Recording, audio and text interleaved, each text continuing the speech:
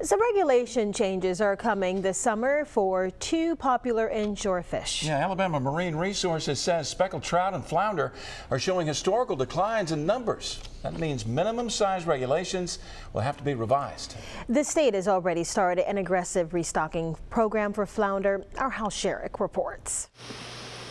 Over the last several months, Marine Resources has been receiving live flounder caught by select anglers to create a breeding stock. Flounder that come into the Claude Petit Mariculture Center are initially quarantined and then moved into larger holding tanks. More than 30 mature southern flounder make up the beginnings of a much-needed restocking program. There's no way to know for sure what's caused the decrease in numbers, but conservation officials say the current 12-inch minimum size limit is a contributing factor. The females don't become sexually mature until they're about 14 3/4 inches, and that's only 50% of the females. So we're taking a lot of young females out with this smaller size limit. So you increase that size limit to allow more breeding females to stay in the system.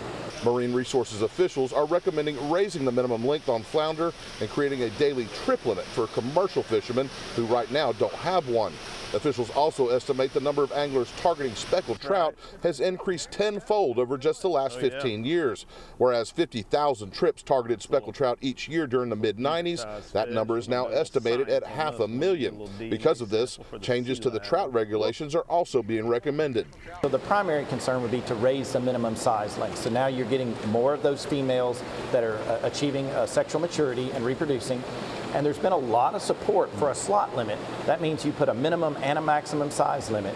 2 public meetings on the topic have already taken place, and public comment is still open online through April 13th on OutdoorAlabama.com. Anglers who make a living targeting these species seem to mostly be in agreement for some tighter restrictions. Joe Buskins with Island Marine Charters has been helping the restocking program by supplying live flounder to the state.